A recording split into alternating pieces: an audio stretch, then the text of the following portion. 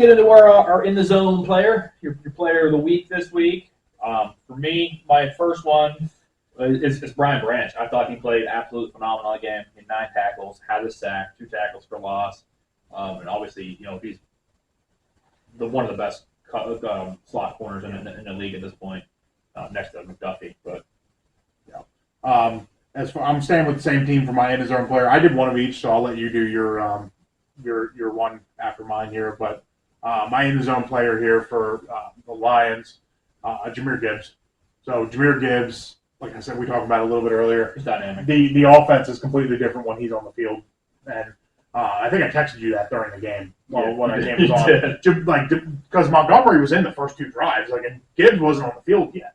We got halfway through the second drive, and Gibbs didn't even touch the field. That's pretty frequent. Yeah, I don't understand why. I understand.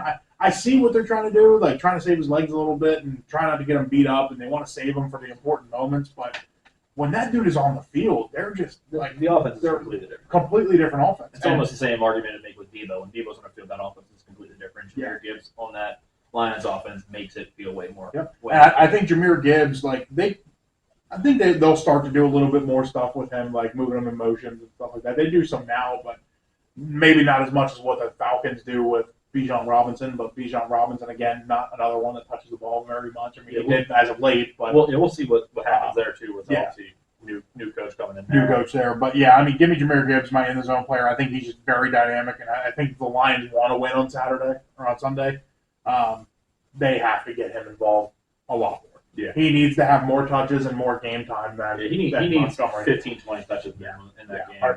If you want to put Montgomery in on the goal line, go ahead.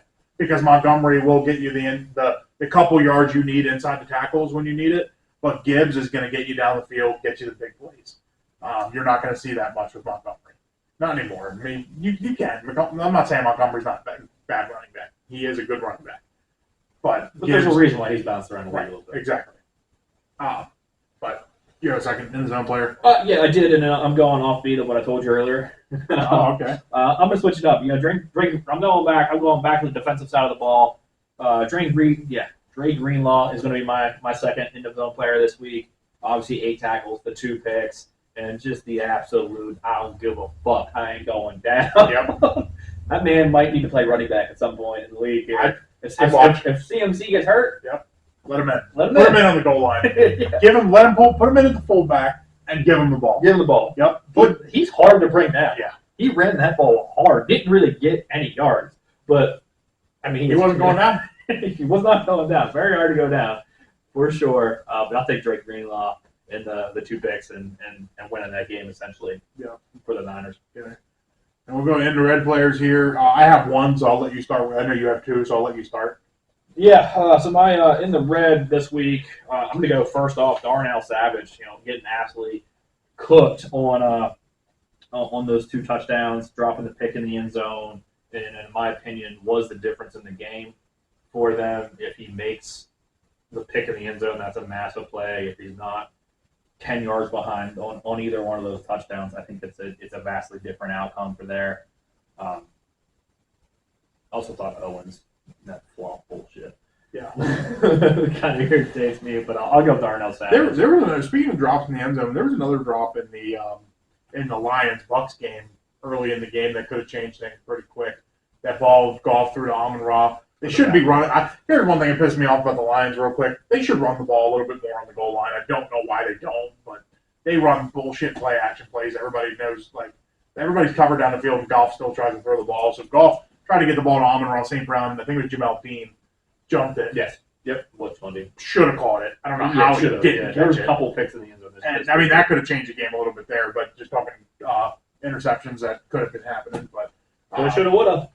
Coulda, shoulda, woulda. Got to make the play. 100%. Remember in high school we used to play the game What If. Every time we were watching film, we go, what if you got this block still running? What if you make this play? What if? I hated What If. Yep. All right, so I have an in-red player here, Stephon Diggs. We were talking about, is it Stephon Diggs playing or is it the ghost of Stephon Diggs? Is it Trayvon? Was his brother playing for him? Yeah, maybe it is Trayvon out there playing for him. I don't think Trayvon's that good, but was a receiver though. And he should have stuck to receiver because I don't think he's a very good corner. But not covering. He's a playmaking quarterback. Yeah, he gets more. He gets touchdown or a pick. Gets One you or some the other. interceptions. Yeah, Touchdown or a pick. yeah. Let's guys run right past him. But anyway, we'll talk.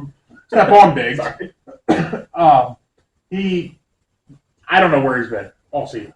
I mean, this game he's not happy. This week he had 3 catches for 21 yards on 8 targets. It wasn't like he had 4. They're looking for him, and I mean he dropped that big pass. That's a ball that I don't think I've ever seen him drop. Yeah, or I mean that's a ball that elite wideouts don't drop, right? Especially in the city. And I think he pretty much played himself out of that elite conversation this year.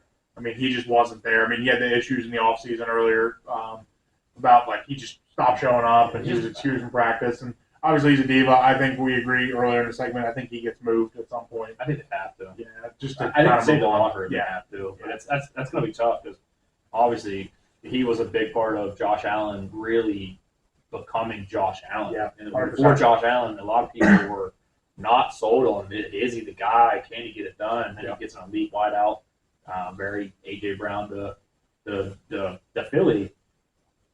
That elite level wideout does make a massive difference. It does. Look at the jump Philly took when they got A.J. Brown.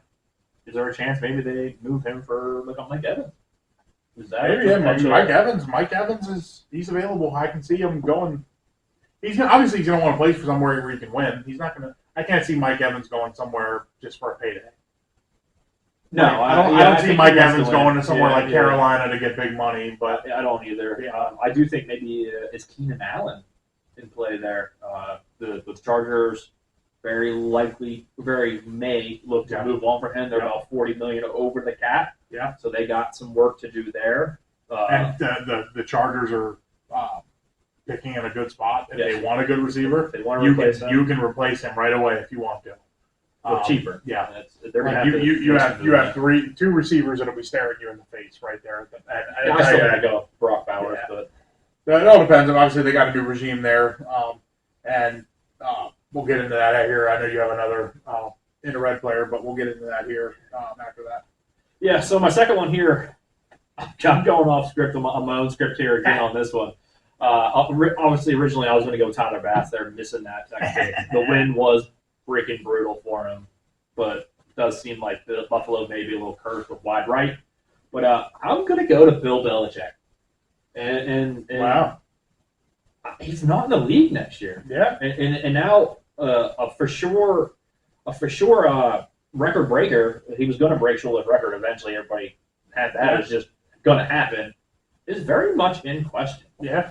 I don't think anybody saw that coming. I did not see him not getting a job. I mean, he only really interviewed for 2, both which obviously elected have gone elsewhere. Yeah. And I think they were both very good. I think they were both very good hires. What they did do, the teams he interviewed for. I do think the NFL was a little scared of Bill. Yeah. Because I mean, how do you interview Bill Belichick? Yeah. When he's the smartest football guy. Bill Belichick's interviewing you. Yeah, essentially. Yeah. And I mean, the Falcons have a young GM.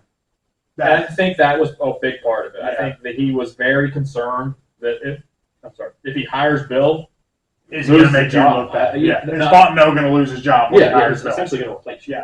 Yeah. It is the feeling there. Why would I hire Bill Belichick if I know he's going to replace me?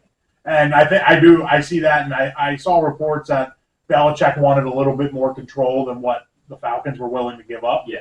Obviously, like Fontenot's a newer GM, and I think he's done very well. I think Terry Fontenot's a very good GM. He's done very well. The roster's good. Yeah, they have a good roster. When Bill Belichick comes in that team, does Bill just completely tear that roster apart? I don't think he does. I really don't. I mean, Bill can still see talent. Obviously, the way he built New England kind of got a little dated, and I think the game changed a little too much away from Bill there. But yeah, I don't think Bill coaches this year. No, I mean I think he probably coaches next. Yeah, next year, but I don't see it happening. I think Bill Belichick takes over for Mike McCarthy next year. My bold prediction. I hope not. That's what I can say. Mike McCarthy's not making it through the full season. Honestly, I thought he was. I think he'll make it through the whole season because they'll play decent in the regular season and be in the postseason, and then they'll get their ass bounced out. But if they start to fold even a little bit, he's done. Yeah, if they get off to a slow side, there's a very, very solid chance that McCarthy gets fired early. Yeah. But I think McCarthy gets the year, and depending on if they can, I think it's Super Bowl or bust. If they don't win a bowl, I think 100%. I think that's where Bill goes. Cowboys. I think that's Bill's next job. That's my bold prediction, 2024. January 27, 2024, that's my bold prediction for next year. I think this time next year, Bill Belichick's the head coach of the Dallas Cowboys. I absolutely hope not. That's gonna hurt. I can see it. That is the kind of hire that Jerry Jones would make. Yeah, I mean, yeah, and I think it's definitely in play. Yeah. No, I'm not gonna say it's not in play. It definitely feels like it's very, very in play. While we're on the topic,